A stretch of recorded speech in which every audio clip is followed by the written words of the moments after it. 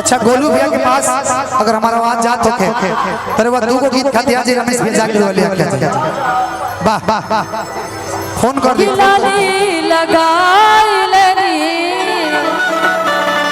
कि रूपवा सवारी अच्छा कि एगो होतात पिछवा से चूक राजा जी आइए भैया लगाई दी चलिया के भूख राजा जी लगाई दी चलिया के केसिया भी झाड़ ले दे बिगड़े दी सारी लाली लगाई ले दे रूपवा सवारी एगो होतात पिछवा से चूक राजा जी एगो होतात पिछवा से चूक राजा लगाई दी चुप चुप चुप चुप चुप चुप चुप चुप चुप लगाई दी चलिया के भूख राजा जी लगाई दी चलिया के भूख राजा जी लगाई दी चलिया के चूसना देवरा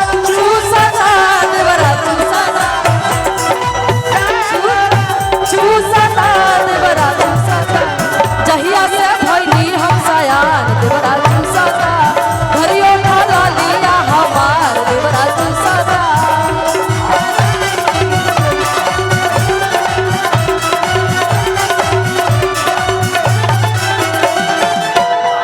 घबराने की बात नहीं है, लाइए दे दीजिए। बहुत बहुत शुक्रिया। 5 रुपए 10 रुपए की बात नहीं है, आपका प्यार है मेरे में कि कवंदा रजियाई कैला सिलाई बाटे सबे कहू को कैसे फसाई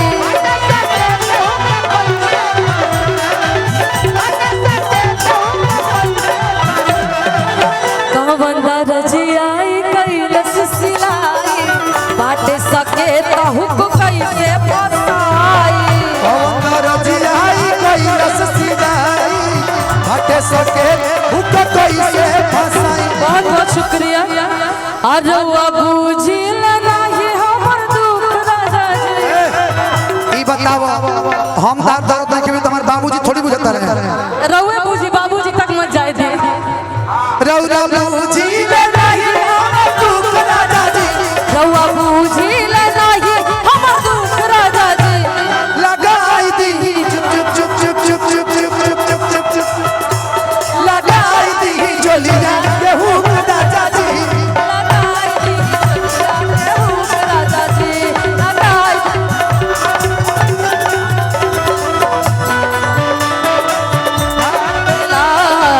बाकी रे कहाला से डरेला जानी प्यार हमसे करेला बाकी रे कहाला से डरेला ऐसा वारा करे भौजी फेरा में हमरा रहेला ऐ पतारा करे भौजी फेरा में हमरा रहेला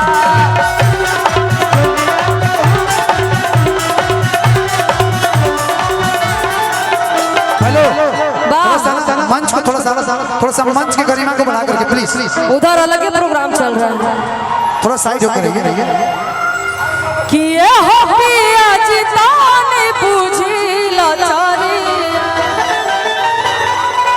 जाए के बाटे हम के मेरवा बजारिया कि देरी करब त गाड़ी जाई छूट राजा जी जय हो देरी करब त गाड़ी जाई छूट राजा जी हाँ लगाई दी चलिया के भूख राजा जी लगाई दी चलिया के भूख राजा जी लगाई दी चलिया के भूख राजा हाँ लगाई दी चलिया के लगाई दी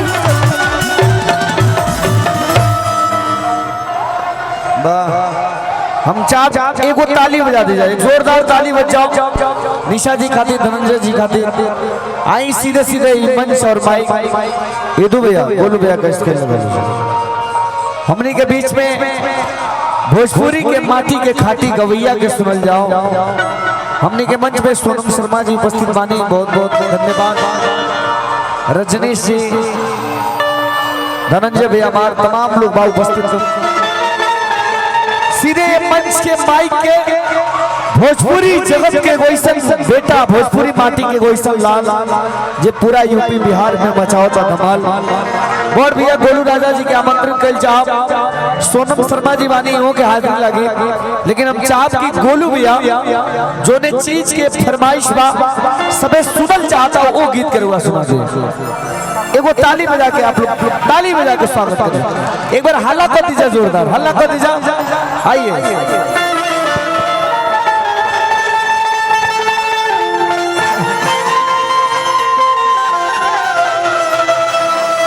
हेलो हेलो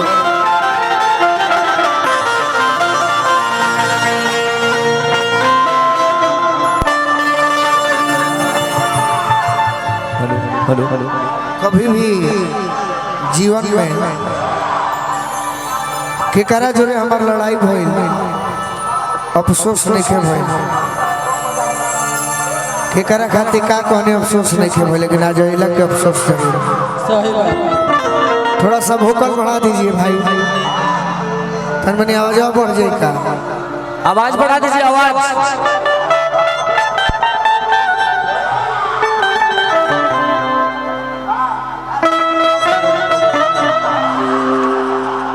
तन मनी आवाज बढ़ा दियो।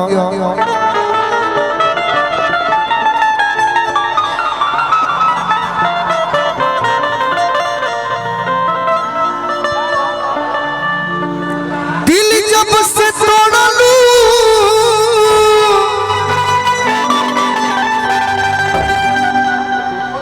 हमरा के छोड़ा लूं,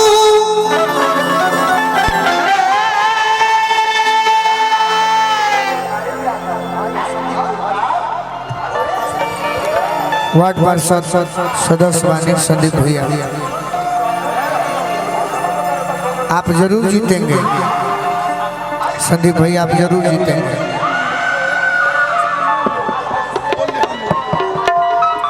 हम लोग के बीच मैरवा में पहली बार हमार छोट भाई सुपरस्टार खेसारी लाल के माने छोट भाई आ गोलू राजा हमने के बीच आयल बनी।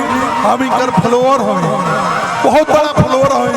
अब एक बात कहे के बात नहीं के मैरवा के धरती पे आ गए बनी, सौभाग्य बा। छोट भाई के योगदान बा।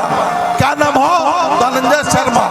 हमनी के ये बात है कि हम मंच के नहीं न मंच के संचालन बनी। छोटू जी, प्रिंस जी, मनोज गुप्ता जी, पहलवान जी, ये बहुत सारा लोग बा, ओकर नाम नहीं हम बोल पाओ। जैसे ददन पहलवान जी, मालिक हमनी के बनी रविजय सिंह जी, इस सब लोग के योगदान से मैरवा स्टेशन चौक पर जो कार्यक्रम होता, इस सब लोग के नाम हम नहीं बोल पाओ। बहुत सारा लोग बा, एक माफी चाहता नहीं। इन सब लोग के योगदान से जितना लोग मंच पे बा, इस सबके योगदान से होता। और वो लोग सहयोग करी हमनी के गोलू भैया बनी। बिहार ना, हिंदुस्तान ना, मॉरिशस माने विदेश में भी अपने जलवा बिखेरे वाला गोलू राजा जी जो पूर्व में अबे कोडरा में हमनी के तो देखे नहीं जाए यहाँ के प्रोग्राम। बहुत अच्छा लगेला। बड़ भाई कही है, छोट भाई कही, यहाँ से प्यार मोहब्बत बा, तबे मोहब्बत में जाहिल बनी आ मोहब्बत बनल रही। गोलू राजा आइल बनी, यहाँ लोग ताली बजा के एक बार स्वागत करी। जय श्री राम, हर हर महादेव, जय हिंद, जय भारत। धन्यवाद संदीप तुरहा जी।